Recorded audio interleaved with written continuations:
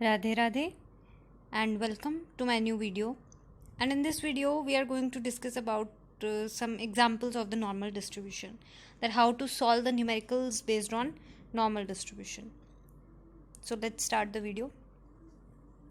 Applications हमने discuss करी थी लास्ट वीडियो में. आज हम करेंगे some examples of normal distribution, that how to solve the numericals based on normal distribution. So very first example we are taking is x is normally distributed.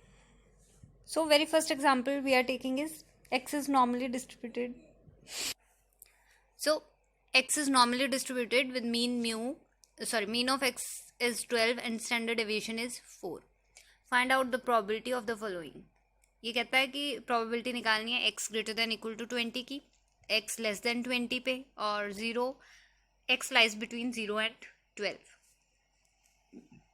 तो इसकी हमें प्रोबेबिलिटी निकालनी है कि क्या क्या वैल्यूज़ आएंगी. ओके, सो अब जैसा कि यहाँ पे आप देख सकते हैं कि x जो है वो हमें दिया हुआ है, x follows normal distribution with mean 12 and standard deviation 4. ठीक है, तो x हमारे पास नॉर्मली डिस्ट्रीब्यूटेड गिवन है, मीन 12 है और स्टैंडर्ड डेविएशन 4 है. ठीक है, तो अगर हम लिखना चाहें कि सिग्मा स्क्वायर की वैल्यू क्या होगी, मतलब इसका वेरिएंस कितना होगा, तो x follows normal with mean mu and variance कितना हो जाएगा, क्योंकि वेरिएंस क्या होता है, स्टैंडर्ड डेविएशन का स्क्वायर. तो जितना भी स्टैंडर्ड डेविएशन होगा उसका स्क्वायर कर देंगे हम, वो हमारा वेरिएंस आ जाएगा. और अगर हमें वेरिएंस निकालना है तो स्टैंडर्ड डेविएशन क्या हो जाएगा, अंडर रूट ऑफ वेरिएंस. अगर हमें स्टैंडर्ड डेविएशन किसी चीज़ का निकालना है और वेरिएंस गिवन है तो हम उसका रूट कर देंगे. अगर हमें वेरिएंस निकालना है और स्टैंडर्ड डेविएशन गिवन है तो हम स्टैंडर्ड डेविएशन का स्क्वायर कर देंगे. ठीक है, तो हमारे पास वेरिएंस कितना हो जाएगा, यहाँ पे कितना हो जाएगा 16. 4 का स्क्वायर कितना हो गया 16. तो x follows normal distribution with mean mu and variance sigma square. ठीक है, तो अब यहाँ पे म्यू की वैल्यू क्या होगी, here x is normally distributed with mean 12 and standard deviation 4. ठीक है, तो यहाँ पे हम क्या कह सकते हैं, that means here mu is equal to 12 and sigma is equal to 4. So we can write it as x follows normal distribution with mean 12 and variance 16. Okay, तो अब हमें निकालना क्या है, यहाँ पे प्रोबेबिलिटी निकालनी है हमें x greater than equal to 20 पे. ठीक है, तो जब भी कभी इस टाइप की वैल्यूज़ आएंगी, हमने लास्ट वीडियो में किया था कि जब भी हमारे पास हमें एरिया प्रॉपर्टी पड़ी थी एक, कि म्यू माइनस 3 सिग्मा एक्स और म्यू प्लस 3 सिग्मा, इसके बीच का एरिया कितना होता है, ये हमने पढ़ा था कि अगर हमारा एक्स जो है इसके बीच में लाई कर रहा है तो इसका एरिया कितना होगा. ठीक है, ये हमने पढ़ा था. ठीक है, तो हम क्या करेंगे, x को किस में ट्रांसफॉर्म किया था हमने, z में. जब z में ट्रांसफॉर्म किया था तो वो -3 to 3 ट्रांसफॉर्म हो गया था. ठीक है, तो फिर उसकी वैल्यू भी उतनी ही थी जितनी यहाँ पे रही थी. ठीक है, तो दोनों में वैल्यूज़ क्या होती हैं, सेम होती हैं. तो वही हम यहाँ पे ट्रिक यूज़ करेंगे कि हमारे पास गिवन क्या है, हमको x greater than equal to 20 पे हमें वैल्यू निकालनी है. ठीक है, अब ग्रेटर देन इक्वल टू 20 पे निकालनी है तो पहले हमें x को z में ट्रांसफॉर्म करना पड़ेगा. और z हमारे पास होता क्या है, x minus mu upon sigma. ठीक है, तो हम उसको z में ट्रांसफॉर्म करेंगे क्योंकि हमें म्यू की वैल्यू पता है, सिग्मा की वैल्यू हमें पता है, और x हमें दे रखा है कि ग्रेटर देन इक्वल टू 20 पे निकालना. तो x की वैल्यू हम क्या ले लेंगे, 20. तो जब x की वैल्यू 20 है तो हमारे पास क्या हो जाएगा, 20 माइनस हमारा म्यू कितना है 12 अपॉन में सिग्मा कितना है 4. तो ये हो गया 8/4 विच इज इक्वल टू 2. तो ये 2 किसकी वैल्यू होगी, z की, क्योंकि अब हमने x को z क्या होता है, बेसिकली हमारे पास स्टैंडर्ड नॉर्मल वेरिएट, तो स्टैंडर्ड नॉर्मल वेरिएट में हमने इसको कन्वर्ट कर लिया x को. ठीक है, तो z की वैल्यू हमारे पास आ गई 2. तो अब हम इसको लिख सकते हैं कि probability of x greater than equal to 20 किसके इक्वल होगी, जब हम इसको z में ट्रांसफॉर्म करेंगे तो वो किसके इक्वल होगी, probability of z greater than equal to 2, क्योंकि z की वैल्यू हमारे पास 2 आ चुकी है. ठीक है। तो चाहे आप इसकी प्रोबेबिलिटी निकालो चाहे आप इसकी प्रोबेबिलिटी निकालो तो दोनों सेम आएंगी। हम z में क्यों ट्रांसफॉर्म करते हैं, क्योंकि हमारा जो नॉर्मल कर्व होता है, हमारे पास कर्व में z की वैल्यूज़ ही देखने को मिलती हैं। हम हमेशा z से इसकी वैल्यू को जो आप टेबल देखोगे नॉर्मल एनपीसी का टेबल, उसमें भी आपको z दिखेगा, क्योंकि z जो है वो हम स्टैंडर्ड नॉर्मल वेरिएट लेके चलते हैं। ठीक है, तो जो भी वैल्यूज़ होती हैं वो z के अकॉर्डिंग होती हैं, इसलिए हम x को सबसे पहले z में ट्रांसफॉर्म करते हैं। ठीक है, ताकि हम z टेबल देख सकें। ठीक है, तो इसलिए हम उसको z में ट्रांसफॉर्म करते हैं सबसे पहले। अब आप देखोगे तो ये लाइन जो है वो क्या होगी, x is equal to mu. अब x is equal to mu है तो इस लाइन पे z की वैल्यू क्या होगी, क्योंकि x is equal to mu रखो तो z इज इक्वल टू क्या होता है, x minus mu upon sigma. तो x को म्यू ही रखो यहाँ पे, mu minus mu upon sigma, तो वो हो जाएगा 0। तो यहाँ पे इस पॉइंट पे z कितना होगा, 0। अब z यहाँ पे 0 है तो z इज इक्वल टू 2 कहाँ पे होगा, समथिंग यहाँ पे। ठीक है, सो z इज इक्वल टू 2 यहाँ पे हो जाएगा। ठीक है, अब हमें निकालना क्या है, z greater than equal to 2, मतलब ये सारा area z greater than equal to 2 में कवर होगा। ठीक है, अब क्योंकि हमारे को पता है कि z greater than equal to 2 है तो वो कहीं तक भी जाएगा, इन्फिनिटी तक जाएगा वो तो। ठीक है, क्योंकि हमारी लिमिट क्या होती है, माइनस इन्फिनिटी टू इन्फिनिटी। तो ये तो अगर हम इसको बढ़ाते रहेंगे तो ये इन्फिनिटी तक वैल्यू जाएंगी, लेकिन हमें इन्फिनिटी तक तो वैल्यू पता ही नहीं कि इस पूरे यहाँ से यहाँ से z इक्वल टू 2 से लेके इन्फिनिटी तक क्या वैल्यू होगी, हमें नहीं पता, हम नहीं बता सकते, क्योंकि टेबल में आपको इन्फिनिटी वाली वैल्यूज़ नहीं पता होंगी। टेबल में आपको किसी पर्टिकुलर पॉइंट पे वैल्यू चेक कर सकते हो आप। ठीक है, तो इन्फिनिटी तक की वैल्यूज़ हमें नहीं मेंशन होती टेबल में, तो हम क्या करेंगे, इसको चेंज करेंगे। कैसे चेंज करेंगे, क्योंकि हमें ये चीज़ पता है कि ये ग्राफ जो है वो क्या होता है, सिमेट्रिक होता है। ठीक है, अब जैसे ये ग्राफ हमने बनाया, ये क्या है, सिमेट्रिक है। यहाँ पे z इज इक्वल टू 0 दिख रहा है आपको, यहाँ पे z इज इक्वल टू 2 दिख रहा है, 2 से ग्रेटर देन एरिया हमें निकालना है, ये वाला एरिया। ठीक है, अब हमें पता है कि ये ग्राफ जो है वो क्या है, सिमेट्रिक डिस्ट्रीब्यूशन फॉलो करेगा, तो मतलब 0.5 एरिया यहाँ पे कवर होगा, 0.5 एरिया, ये पूरा का पूरा एरिया जो है वो कितना होगा, 0.5। ठीक है, इसको मिला के ये सारा का सारा, ठीक है, इसको मिला के ये सारा का सारा 0.5 होगा। ठीक है, तो अगर हम इस 0.5 में से, इस पूरे एरिया में से ये वाला पोर्शन माइनस कर दे, ठीक है, तो हमें क्या मिलेगा, यही वाला एरिया मिल जाएगा।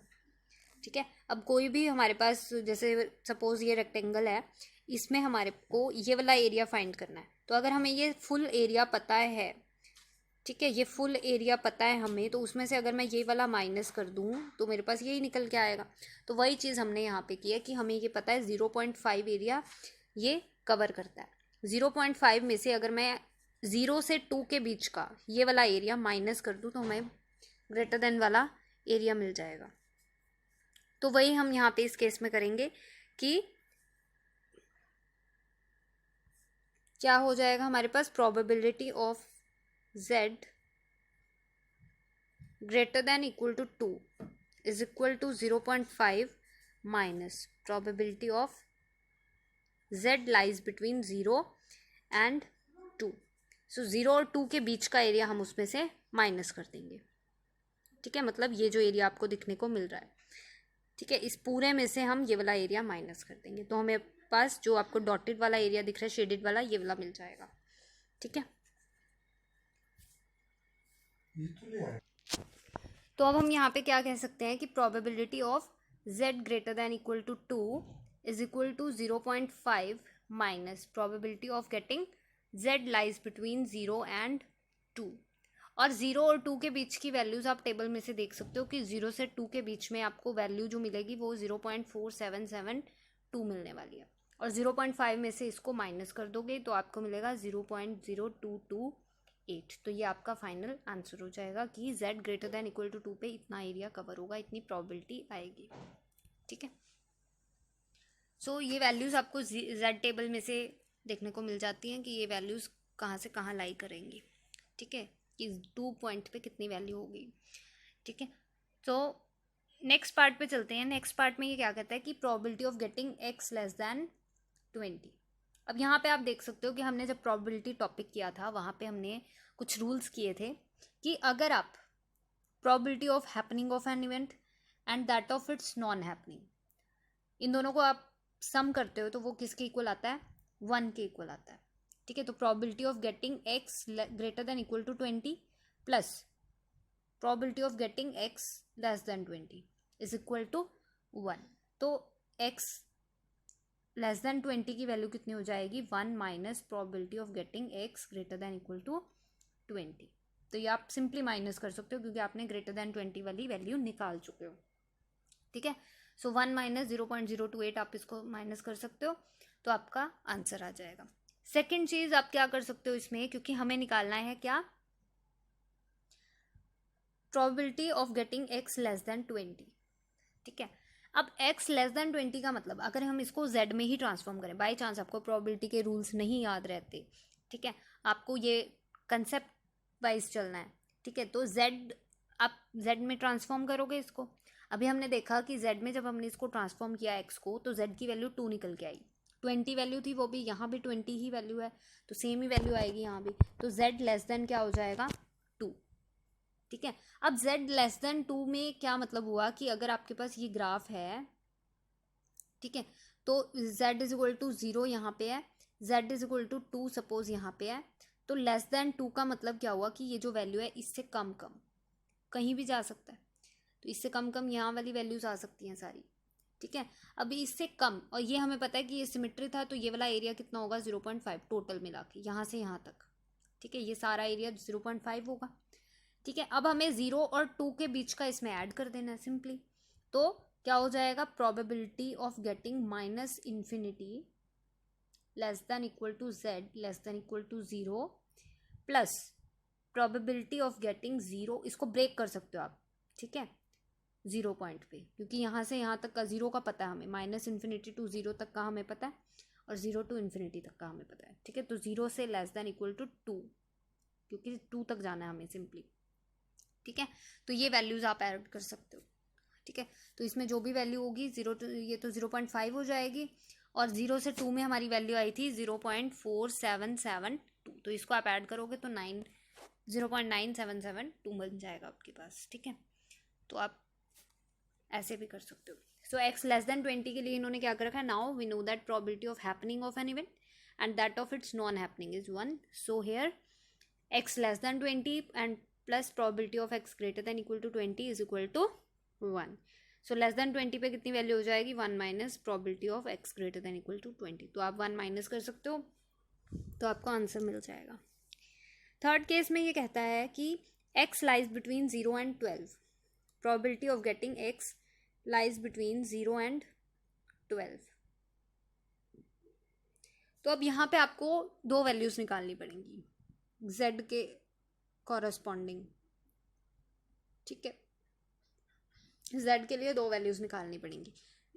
ये x, पहला x का क्या होगा? जब x इज इक्वल टू 0 है तब z क्या होगा? x का मतलब 0 माइनस म्यू आता है 12 अपॉन सिग्मा कितना है 4, तो माइनस कितना हो गया? -3, तो यहाँ तो आ गया -3। ठीक है, और एक है x इज इक्वल टू 12 के लिए, तो x इज इक्वल टू 12 के लिए z कितना हो जाएगा? x मतलब 12 माइनस म्यू भी 12 अपॉन सिग्मा 4, तो 0 हो जाएगा ये, तो 0 -3, z लाइज बिटवीन -3 एंड 0। ये वैल्यूज आ गई अब हमारे पास। ठीक है, तो ये वाली वैल्यूज आ गई। अब इसका मतलब क्या हुआ कि अगर ये ग्राफ है आपके पास तो यहाँ पे आपका -3 है, यहाँ पे आपका 0 है, और सॉरी यहाँ पे आपका 0 होगा मिड लाइन पे, क्योंकि मीन इज इक्वल टू 0 पे z 0 कहाँ होता है? मीन वाली लाइन पे, है ना। सॉरी, ये चीज़ आएगा आपको पास कि z आपका 0 यहाँ पे होगा, z -3 यहाँ पे होगा। अब क्योंकि हमें पता है कि ये सिमेट्री होती है यहाँ से लेके, और z इज इक्वल टू चाहे आप -3 से 0 लो चाहे आप 0 से 3 लो, तो वो आपकी क्या देगा? सिमेट्री देगा। जैसा आपका यहाँ पे जितना एरिया यहाँ पे कवर होगा उतना ही 0 से 3 में कवर होगा। ठीक है, तो हम उसको चेंज कर लेंगे, z lies between 0 and 3। Minus क्यों हटाया हमने? क्योंकि जब आप z टेबल देखोगे, ठीक है, z टेबल में आपको हर वैल्यू पॉजिटिव दिखेगी, कोई वैल्यू ऐसे मतलब नेगेटिव वैल्यू के लिए कोई एरिया नहीं दिखेगा आपको, ठीक है। क्यों ऐसा? क्योंकि वहाँ पर सिमेट्रिक डिस्ट्रीब्यूशन होता है। सिमेट्रिक डिस्ट्रीब्यूशन होता है तो हम उसको चेंज कर लेते हैं हमेशा, जब भी नेगेटिव वैल्यू हमारे पास आती है तो हम उसको चेंज कर लेते हैं पॉजिटिव वैल्यूज़ में, ठीक है। उसको राइट हैंड साइड पे शिफ्ट कर देते हैं ताकि हमारा जी टेबल देखना ईजी हो जाए। तो इसलिए हम इसको 0 से 3 लिख सकते हैं, और 0 से 3 पे आप वैल्यू देखोगे तो आपको मिलेगी 0.4987। तो इस तरीके से आपको वैल्यू दिखेगी 4987, तो ये वैल्यू आपका आंसर हो जाएगी, ठीक है। सो आई होप इसको आपको क्लियर हुआ होगा इससे कुछ, ठीक है। चलिए नेक्स्ट एग्जांपल पे चलते हैं, उससे और क्लियर होगा आपको। So second is x is a normal variate with mean 30 and standard division 5. Find the probabilities that x lies between 26 to 40, x greater than equal to 45 और mod x minus 30 less than 5, ठीक है। तो हमें ये values निकालनी है। तो सबसे पहले हमें x गिवन है नॉर्मली डिस्ट्रीब्यूटेड, x गिवन है हमें नॉर्मल डिस्ट्रीब्यूशन विद मीन कितना है 30, और अगर हम वेरिएंस लेके चलें तो वो 25, ठीक है। तो x follows a normal distribution with mean 30 and standard deviation 5. That means mu is equal to 30 and sigma is equal to 5. So we can write it as x follows normal with mean 30 and variance 25. So पहला part हमें निकालना है x lies between 26 to 40. तो 26 सबसे पहले हमें क्या इसको चेंज करना है, z में चेंज करना है। So when x is equal to 26, तो x की वैल्यू जब 26 है तो z क्या हो जाएगा उस केस में 26 माइनस म्यू कितना है हमारा 30 अपॉन सिग्मा कितना है हमारा 5, ठीक है। तो 26 माइनस 30 कितना हो गया -4 अपॉन 5। तो जब आप -4 अपॉन 5 करोगे तो वो आपको मिलेगा -0.8, ठीक है। तो ये आपको मिल गया -0.8, एक वैल्यू आ गई -0.8 less than equal to z less than equal to, अब हम अगली वैल्यू निकालेंगे। x अब हमारा कितना है 40 है, तो z इज इक्वल टू कितना हो जाएगा x मतलब 40 माइनस म्यू कितना है हमारे पास 30 अपॉन में कितना 5 सिग्मा, ठीक है। तो 10 अपॉन में 5 तो कितना हो जाएगा 2, तो यहाँ पे वैल्यू आ गई 2, ठीक है। तो जब इस टाइप की वैल्यूज आपको मिलती हैं, ठीक है, प्रोबेबिलिटी इसकी निकालनी है जब आपको, क्योंकि ये इसका मतलब क्या हुआ कि ये आपका कर्व है, z इज इक्वल टू 0 इस लाइन पे होगा, -0.8 सपोज यहाँ पे है और 2 यहाँ पे है, ठीक है। तो आपको ये एरिया पूरा निकालना है, ठीक है, ये सारा एरिया निकालना है इसका मतलब आपको। तो इसका मतलब क्या है कि आप -0.8 से 0 पे जा रहे हो और 0 से 2 पे जा रहे हो, ठीक है। तो इसको हम ब्रेक कर लेते हैं 0 वाले पॉइंट पे, क्यों? क्योंकि हमारा 0 जो है वो मिडिल वैल्यू होती है, तो इसलिए हम इसको 0 से ब्रेक करते हैं। तो ब्रेक करेंगे तो कितना हो जाएगा, probability of getting -0.8 less than equal to z less than equal to 0 यहाँ से यहाँ तक का, plus probability of getting 0 less than equal to z less than equal to last point क्या था हमारा 2, ठीक है। तो इसका मतलब क्या हो गया कि अगर ये कर्व है -0.8 और ये है हमारा 2 और ये है 0, तो यहाँ से यहाँ तक का प्लस ये वाला एरिया हमें ऐड करने हैं। अब क्योंकि जब हमें पता है कि नेगेटिव पॉइंट्स हम नहीं लेते हैं, है ना, नेगेटिव पॉइंट्स हम टेबल में हमें नहीं गिवन होता, तो हम क्या करते हैं 0.8 भी यहीं पे मेंशन कर देते हैं, ठीक है। तो इसको हम कैसे चेंज कर सकते हैं, 0 less than equal to z less than equal to 0.8, इसको हमने इस तरीके से चेंज कर लिया क्योंकि ये सिमेट्रिक कर्व है, ठीक है। तो सिमेट्रिक है तो z लाइज बिटवीन 0 एंड 0.8 कर सकते हैं, और प्लस जो हमारी ये वाली वैल्यू ये एज इट इज रहेगी क्योंकि इसमें तो कोई नेगेटिव पॉइंट है ही नहीं, ठीक है। तो जब इसकी वैल्यू आप फाइंड आउट करोगे तो आपको मिलेगी 0.2881, ठीक है, और इसकी वैल्यू आपको मिलेगी 0.4772, ठीक है। तो आप इन दोनों को ऐड करोगे तो आपको आंसर मिल जाएगा, ठीक है। तो इस तरीके से हम वैल्यूज निकाल सकते हैं। अब सेकेंड पार्ट में इसने कहा है कि हमें x greater than equal to 45 पे वैल्यू निकालनी है, x greater than equal to 45। तो इसको भी सबसे पहले स्टैंडर्ड नॉर्मल वेरिएट में चेंज करना पड़ेगा। तो जब x इज इक्वल टू 45 होगा तो z की वैल्यू कितनी होगी, x minus mu upon sigma. तो x की वैल्यू कितनी आई 45 माइनस म्यू की वैल्यू हुई, सो x इज इक्वल टू 45 पे हमें निकालना है z की वैल्यू कितनी होगी, x minus mu upon sigma. तो x की वैल्यू क्या है 45 माइनस म्यू कितना है 30 अपॉन 5, तो ये कितना आ गया 15 अपॉन 5, तो ये हो गया 3। तो हमें निकालने की किसकी है, z greater than equal to 3। तो x greater than equal to 45 का मतलब क्या हुआ, z greater than equal to 3। तो इसकी प्रोबेबिलिटी हमें निकालनी है।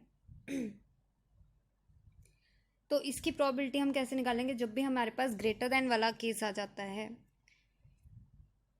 तो हमें क्या करना है, हमारा कर्व ऐसे बनेगा z इज इक्वल टू 0 पे और z इज इक्वल टू 3 पे। तो ग्रेटर दैन इक्वल टू 3 निकालना है, तो यहाँ पे जब ग्रेटर दैन का केस आता है तो यहाँ पे इनफाइनाइट केसेस बन जाते हैं, तो इनफाइनाइट एरिया हम नहीं निकाल सकते, तो हम क्या करेंगे उसको फाइनाइट केस में ट्रांसफॉर्म करेंगे। फाइनाइट में कैसे, 0.5 इस पूरे में से 0 से 3 वाला केस माइनस कर देंगे,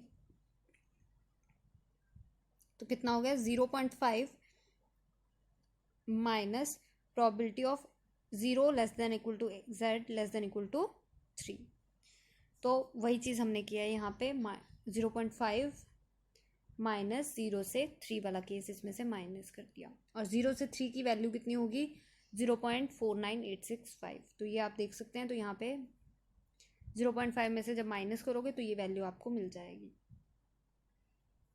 ठीक है, लास्ट पार्ट आता है इसका, तो इसमें ये कहता है mode x minus 30 less than equal to 5। अब मोड वाले केसेस में हम क्या करते हैं, मोड वाले केस का मतलब क्या होता है, जब आप मोड हटाओगे इसका तो वो उसको आप ऐसे ट्रांसफॉर्म हो जाएगा, ये मोड x हटाया हमने तो -5 से 5 के बीच में इसकी वैल्यू लाई करेगी। ठीक है, जब मोड वाले केसेस में क्या होता है, जब मोड हम हटाते हैं तो इसी वैल्यू का नेगेटिव और इसी वैल्यू को एज इट इज़ हम इंटरवल्स बना देते हैं -5 to 5 तक के लिए। ठीक है, तो हमें ये निकालना है क्या, x minus 30 lies between -5 to 5। तो x से इसको हमें z में ट्रांसफॉर्म करना है। सबसे पहले तो यहाँ पे सिर्फ x आना चाहिए, अब यहाँ पे 30 भी आ रहा है x के साथ, तो 30 को भी हटाना पड़ेगा। जो भी आपके पास यहाँ पे टर्म्स आती हैं इन सबको हटा के सिर्फ x में लाना होता है हमें यहाँ पे, क्योंकि हमारा वेरिएबल क्या है, सिर्फ x है। 30 क्या आ रहा है यहाँ पे, 30 की तो हमें हटाना पड़ेगा। 30 कैसे हटाएंगे, क्योंकि माइनस का 30 है तो इसमें ऐड कर दो 30, तो हम क्या कर देंगे इसमें +30, ताकि ये कैंसिल हो जाएगा। ठीक है, x माइनस 30 प्लस 30। अब जब हमने यहाँ पे +30 किया है तो वो सारी तरफ होगा, पूरी इनइक्वालिटी में हर जगह तीनों टर्म्स में +30 करेंगे, -5 + 30, ताकि हमारा इक्वेशन जो है वो बैलेंस रहे। और यहाँ पे भी 5 + 30। ठीक है, तो 30 - 5 कितना हो गया 25 लेस देन इक्वल टू, अब यहाँ पे 30 कैंसिल हो गया तो अकेला x आ गया। ठीक है, और यहाँ पे आ जाएगा 35। तो ये वैल्यू मिल गई अब हमें x की, x लाइज बिटवीन 25 to 30। ठीक है, अब इसको z में ट्रांसफॉर्म करना है। z में जब ट्रांसफॉर्म करेंगे तो हमारे पास क्या है, x लाइज बिटवीन 25 to 35।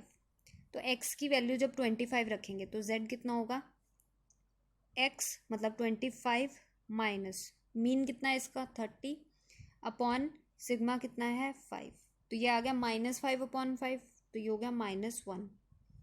ठीक है, और जब 35 है तो क्या हो जाएगा, z की वैल्यू 35 माइनस 30 अपॉन में 5, तो ये हो गया 1।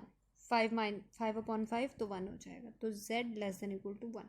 तो -1 to 1 वैल्यू आ गई है हमारे पास। अब हमें इसकी वैल्यू निकालनी है, इसकी प्रोबेबिलिटी निकालनी है। ठीक है, तो इसकी प्रोबेबिलिटी जब निकालेंगे तो क्या हमने बताया कि इसको हम, जो हमारा मिड वैल्यू होती है उसके अकॉर्डिंग हम इसको ब्रेक कर लेते हैं। मिड वाली वैल्यू क्या है हमारी, z इज इक्वल टू 0 पे, तो 0 वाली वैल्यू पे हम इसको ब्रेक कर लेंगे। ठीक है, सो हमें प्रोबेबिलिटी निकालनी है किसकी, -1 less than equal to z less than equal to 1 की। तो इसको हमने ब्रेक कर लिया, -1 less than equal to z less than equal to 0 plus 0 less than equal to z less than equal to 1। तो हमारे पे -1 to 1, ये हमारा -1 था, ये हमारा 1 था और ये हमारा था 0। तो -1 to 1 प्लस 0 to 1 ये वाली वैल्यूज हमें ऐड करनी है। ठीक है, अब क्योंकि हमें पता है कि ये सिमेट्रिक होता है, जितना वैल्यू यहाँ आएगी उतनी ही वैल्यू यहाँ से आने वाली है। तो हम इसको कैसे लिख सकते हैं, क्योंकि माइनस वाली वैल्यूज हमें टेबल में नहीं देखने को मिलेंगी। तो 0 less than equal to z less than equal to 1, और यही वाली वैल्यू दोबारा से इसमें ऐड हो जाएगी। तो ये क्या हो गया, मतलब एक बारी वैल्यू देख के उसको 2 से मल्टीप्लाई कर सकते हैं, ट्वाइस इंटू दिस। तो यही हमने किया यहाँ पे कि हमारे पास जब -1 to 1 था तो हमने उसको लिख दिया 2 times probability of Z lies between 0 to 1।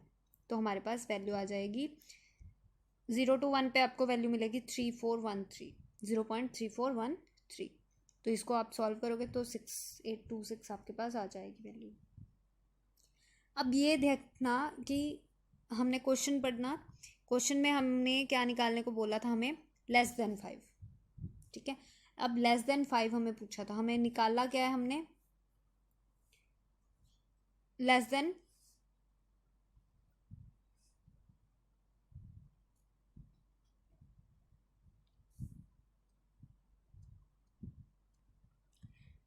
अब यहाँ क्वेश्चन में हमें क्या पूछा है, मोड x-30 ग्रेटर देन 5।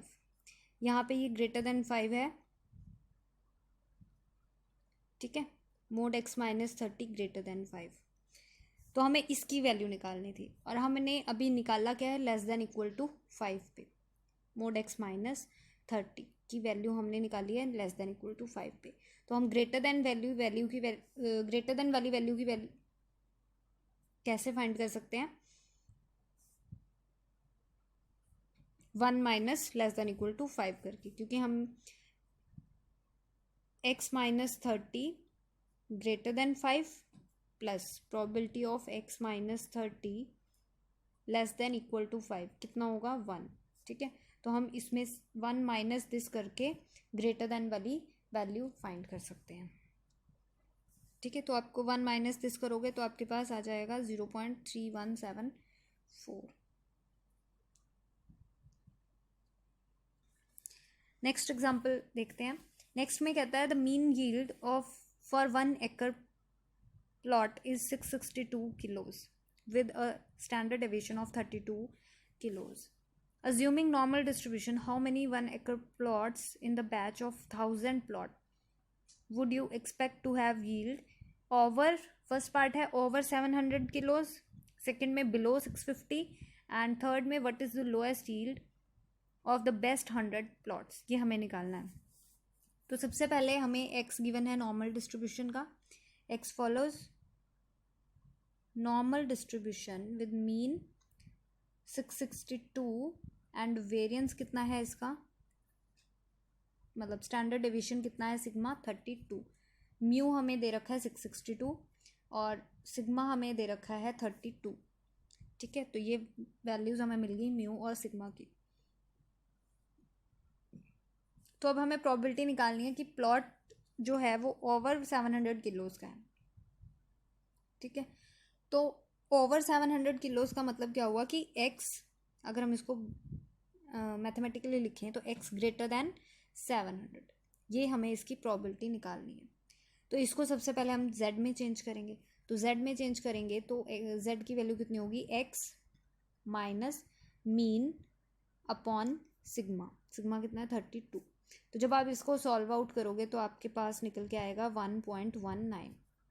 ठीक है, तो ये z की वैल्यू बन गई यहाँ से greater than 1.19। Probability of this निकालनी है हमको।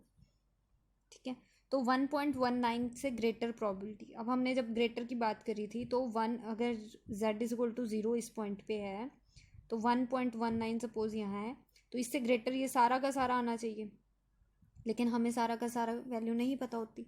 तो हम क्या करते हैं, 0.5 में से 0 से 1.19 का वैल्यू माइनस करते हैं। ठीक है, तो हमारे पास आ जाएगी 0.5 minus probability of getting z lies between 0 to 1.19, ठीक है। और 1.19 पे हमें वैल्यू टेबल में से आप देख सकते हो कि 0.3830 वैल्यू आपको मिलेगी, ठीक है। तो ये आ गया हमारा 0.1170, ठीक है। तो ये हमारी प्रोबेबिलिटी आई है कि ओवर 700 किलोज के लिए इतनी प्रोबेबिलिटी हमें मिलेगी, ठीक है। लेकिन अभी ये कहता है कि अगर आप 1000 प्लॉट में से अगर आपको निकालने हो कि नंबर ऑफ प्लॉट्स निकालने हैं आपको कि 1000 में से कितने नंबर ऑफ प्लॉट्स निकल के आएंगे, ठीक है, ओवर 7000 किलोज के, तो जितनी उसकी प्रोबेबिलिटी है इनटू में जितना हमें नंबर ऑफ प्लॉट्स निकालने हैं, तो n इंटू में प्रोबेबिलिटी कर सकते हैं हम, ठीक है। तो वो हमें नंबर ऑफ प्लॉट्स दिखा देंगे कि 1000 में से कितने नंबर ऑफ प्लॉट्स निकल के आए हैं, ठीक है। तो नंबर ऑफ प्लॉट्स निकालने हैं तो सिंपली 1000 इंटू में जो आपकी प्रोबेबिलिटी आई है 0.1170, क्योंकि ये 1170 कितने प्लॉट्स की आई है, एक प्लॉट की आई है, ठीक है। तो 1000 में से अगर हमें निकालने हैं तो 1000 मल्टीप्लाई कर देंगे इसमें, ठीक है। तो इसमें मल्टीप्लाई करेंगे तो 117 आपके पास आंसर आ जाएगा। तो 117 प्लॉट्स, नंबर ऑफ प्लॉट्स आ जाएंगे 117, ठीक है। तो ये हो जाएंगे एक्सपेक्टेड नंबर ऑफ प्लॉट्स, मतलब ठीक है, अंदाज़ा आपको लग जाएगा कि इतने 117 प्लॉट्स आपके जो हैं वो ओवर 700 किलो की यील्ड आपको देंगे। नेक्स्ट पॉइंट में ये कहता है कि बिलो 650, ठीक है, बिलो 650 देखना है। अब बिलो 650 का मतलब क्या हुआ, x less then 650, probability of getting x less then 650। अब यहाँ पे भी नंबर ऑफ प्लॉट्स देखने हैं तो एंड में हमें क्या करना पड़ेगा, 1000 से मल्टीप्लाई करेंगे हम, ठीक है। तो x लेस देन 650 का मतलब z की वैल्यू कितनी हो गई, 650 माइनस 662 अपॉन 32, तो ये आपको मिल जाएगा 0.38, और ये आपको मिलेगा नेगेटिव में, ठीक है। तो नेगेटिव में मिलेगा तो आपको निकालना है z लेस देन माइनस 0.38, ठीक है। तो आपको निकालना है z लेस देन माइनस 0.38। तो ये वैल्यू आपको ग्राफ पे कैसे मिलेगी, z इज इक्वल टू 0 हो गया और माइनस 0.38 इससे लेस, मतलब ये सारा, क्योंकि राइट साइड वाला पोर्शन तो इससे ग्रेटर हो जाएगा।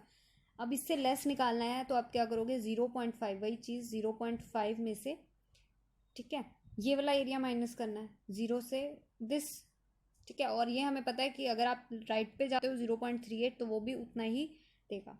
तो 0.5 में से 0 से 0.38 के बीच का एरिया हम माइनस कर देंगे, ठीक है। वही चीज़ हमने किया, क्या किया हमने, 0.5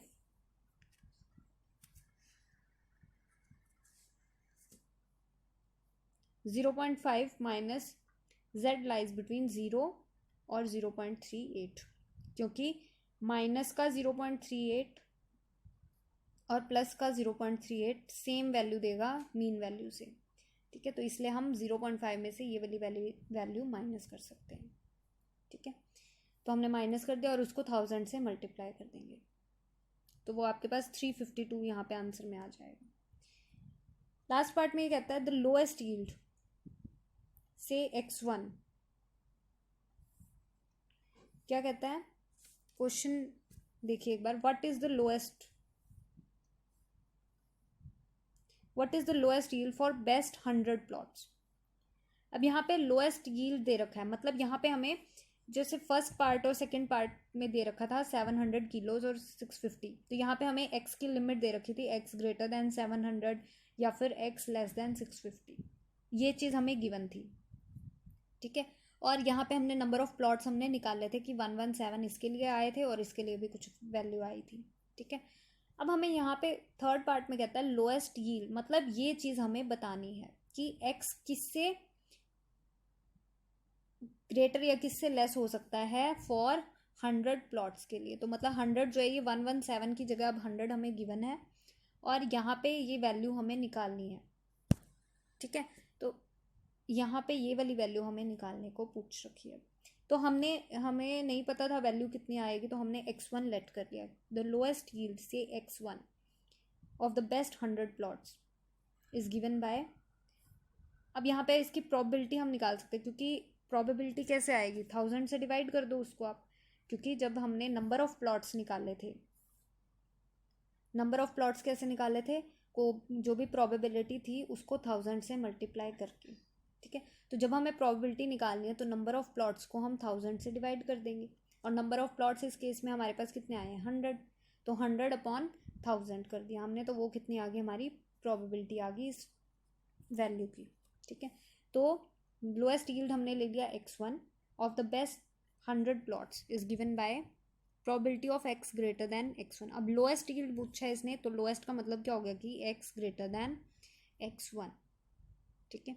तो यहाँ पे वैल्यू आ जाएगी, x1 की वैल्यू हमें फाइंड करनी है, probability of getting x greater than x1 is equal to 100 upon में 1000, तो ये हो गया 0.1, ठीक है। अब क्योंकि जब हम x को z में चेंज करेंगे, अब हमें x को z में चेंज करना है, तो z में जब चेंज करेंगे तो z क्या होता है, x minus mu upon sigma, तो x की वैल्यू कितनी है, x1 माइनस म्यू कितना है हमारे पास 662 अपॉन सिग्मा की वैल्यू है 32। अब हमें जब तक x1 नहीं पता होगा तब तक हम इसकी वैल्यू नहीं निकाल सकते, तो इसलिए इसके लिए x1 पता होना चाहिए। तो हमने इसको सपोज कर लिया कि ये सॉल्व आउट होके z1 आएगा, ठीक है। तो हमारे पास क्या वैल्यू बन गई कि probability of getting z greater than z1 is equal to 0.1।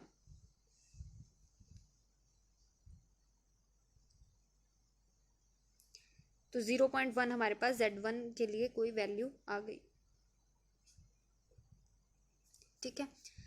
और अगर हम इसकी वैल्यू, अगर हम यहाँ से इस टेबल में से, ये हमारे पास z is equal to 0 value है, ठीक है, ये सपोज ये हमारे पास z1 है, ठीक है। तो z1 से ग्रेटर की वैल्यू हमने निकाली 0.1, ठीक है। तो 0 से z1 की वैल्यू कितनी होगी, 0.5 माइनस 0.1, ठीक है। तो ये कितना हो गया 0.4। तो यही चीज़ हमने यहाँ पे किया कि probability of getting z less then 0 से z1 के बीच में, ये वाली वैल्यू के लिए कितना एरिया कवर होगा हमारा, 0.5 माइनस जो हमारा 0.1 आया था, तो कितना हो गया 0.4। अब बस हमें टेबल में ये चेक करना है कि 0.4 कितने वैल्यू पे आया, तो 0.4 कितने वाली वैल्यू पे मिलेगा आपको, अप्रॉक्सीमेट 1.28 वैल्यू पे, तो z1 की वैल्यू आ जाएगी 1.28, ठीक है। तो ये वैल्यू के लिए आपके पास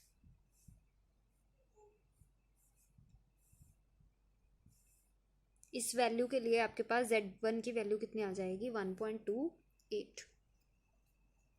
तो अब z1 की वैल्यू 1.28 आई है, लेकिन हमें जाना तो दोबारा से x में ही है, ठीक है, क्योंकि हमें वैल्यू तो x की ही निकालनी है। तो हमें पता था कि x हमने कैसे निकाला, z minus mu, sorry z की वैल्यू कैसे निकाली, x minus mu upon sigma करके, ठीक है। तो आपको सिग्मा पता है, म्यू पता है, x की वैल्यू आप निकाल सकते हो क्योंकि z आपके पास आ चुका है। z कैसे आया, सिग्मा इंटू में z plus mu is equal to x, ये x की वैल्यू आ जाएगी, सिग्मा की वैल्यू डाल दो, z की वैल्यू डाल दो, जो z बनाया है मतलब आपका, ठीक है, और म्यू की वैल्यू डाल देंगे इसमें, तो वो वैल्यूज मिल जाएंगी। तो यहाँ से आपको वैल्यूज मिल जाएंगी कि x की वैल्यू आपकी 702.96 हो जाएगी, ठीक है, तो x की वैल्यू आपको मिल जाएगी। नेक्स्ट क्वेश्चन में आपको the weights of some patients are assumed to be normally distributed with mean value 65 and with the standard deviation of 5. If 3 patients are selected at random from this set, what is the probability that exactly 2 of them will have weights over 70 kg? So इस case में आपके पास mean x जो है वो normal distribution follow करता है with mean mu and variance sigma square. तो यहाँ पे नॉर्मल डिस्ट्रीब्यूशन होगा विद 65 एंड स्टैंडर्ड डेविएशन कितना हो जाएगा 5, मतलब वेरिएंस उसका कितना हो जाएगा 25, ठीक है। सो यहाँ पे let the random variable x denotes the weights of given set of patients. Then we are given that x follows normal with mean mu and variance sigma square, where mu is equal to 65 and sigma is equal to 5. So हमें क्या निकालना है अब यहाँ पे, क्योंकि इसने बोला है 3 patients are selected at random. What is the probability that exactly 2 of them will have weights over 70 kg? तो सबसे पहले हम क्या करेंगे कि probability निकालेंगे कि पेशेंट का वेट 70 अबव होने के कितने चांसेस हैं किसी भी पेशेंट का. ठीक है. सो हम क्या करेंगे, the probability P that a randomly selected patient from the given set has weight over 70 kg is given by, probability निकालनी हमें, तो p is equal to probability of x x greater than 70. तो ये निकालना पड़ेगा हमको. तो x को सबसे पहले z में ट्रांसफॉर्म करेंगे, तो z की वैल्यू क्या आ जाएगी हमारे पास, z is equal to x minus mu upon sigma. तो x की वैल्यू कितनी थी 70 माइनस म्यू कितना था 65 अपॉन सिग्मा की वैल्यू है 5. तो ये आ गया 5 अपॉन 5. ठीक है, तो आ गया 1. तो 70 माइनस 65 अपॉन में 5 करके हमारे पास आ गया 1. तो इसका मतलब क्या हुआ, z अगर हम z के उसमें निकालना चाहें तो z ग्रेटर देन 1 पे हमें वैल्यू निकालनी है, probability of z greater then 1. और यहाँ पे आप देख सकते हो x z is equal to 0 है, z इज इक्वल टू 1 है. तो 1 से ग्रेटर होने के कितने चांसेस होंगे, 0.5 में से ये वाला माइनस कर दो. तो हमें क्या करना है, 0.5 minus probability of getting 0 less than equal to z less than equal to 1. तो ये वैल्यू हमें माइनस करनी है और ये हम टेबल से देख सकते हैं. तो टेबल जब देखेंगे तो इसकी वैल्यू हमें मिलेगी 0.3413. तो 0.5 में से माइनस करोगे तो ये वैल्यू आ जाएगी 0.1587. लेकिन ये p की वैल्यू आई है अभी सिंपली. ठीक है, अभी हमारा आंसर नहीं आया, ये हमें सिर्फ प्रोबेबिलिटी मिली है कि किसी भी पेशेंट का वेट 70 अबव होने के कितने चांसेस हैं, 0.1587. इतने चांसेस हैं हमारे पास किसी का वेट 70 से ग्रेटर होने के. ठीक है, अब यहाँ पे क्योंकि इसने बोला है कि 3 पेशेंट्स हमने सिलेक्ट किए, एक ग्रुप था उसमें से 3 पेशेंट सिलेक्ट किए, 3 में से 2 पेशेंट्स का एग्जैक्टली 2 का वेट 70 अबव आने के कितने चांसेस हुए. ठीक है, तो यहाँ पे हम बायनोमियल डिस्ट्रीब्यूशन लगा के चलेंगे. बायनोमियल लॉ क्या कहता है, n पेशेंट्स हैं, अगर आपके पास n पेशेंट्स हैं या n टर्म्स हैं, n में से r सक्सेस मिलने के कितने चांसेस होंगे. ठीक है, n में से r सक्सेस होने के कितनी प्रोबेबिलिटी होगी, तो कितनी होगी, NCR p raise to power r q raise to power n minus r. और ये q क्या होगा, p क्या होगा, probability of getting a success. ठीक है, q क्या होगा, probability of getting a failure. अब यहाँ पे सक्सेस क्या है कि x ग्रेटर देन 70 आना हमारे पास क्या है, सक्सेस, क्योंकि हमें x ग्रेटर देन 70 लेके आना है. ठीक है, और फेलियर क्या है कि x ग्रेटर देन 70 ना मिले. ठीक है, तो ये चीज़ बतानी है हमको. तो 3C2, क्योंकि n की वैल्यू कितनी हो जाएगी 3, क्योंकि 3 पेशेंट्स हमने सिलेक्ट किए हैं, 3 का ग्रुप था. 3C2, 3 में से 2 एग्जैक्टली 2. ठीक है, p की वैल्यू कितना हो जाएगा, p raise to power r, r का मतलब स्क्वायर, और q raise to power 1 minus r, sorry n minus r. तो n माइनस r कितना हो जाएगा, 3 माइनस 2 कितना हो गया 1. तो q की रेस टू पावर 1 हो जाएगा, p स्क्वायर हो जाएगा. अब यहाँ पे p क्या है, जो भी हम प्रोबेबिलिटी निकाल के हटे हैं. ठीक है, 0.1587. तो 3C2 0.1587 का स्क्वायर, और q कैसे निकालेंगे, 1 माइनस p करके, क्योंकि probability of getting success plus failure is equal to 1. तो q की वैल्यू 1 माइनस दिस कर सकते हैं, जो इसको माइनस करोगे तो 0.84 समथिंग आएगा, 8413 ये वैल्यू आएगी. इसको आप सॉल्व कर सकते हो तो आपको आंसर मिल जाएगा. और 3C2 मैंने NCR आपको बता रखा है, NCR सॉल्व करना, n factorial r factorial n minus r factorial.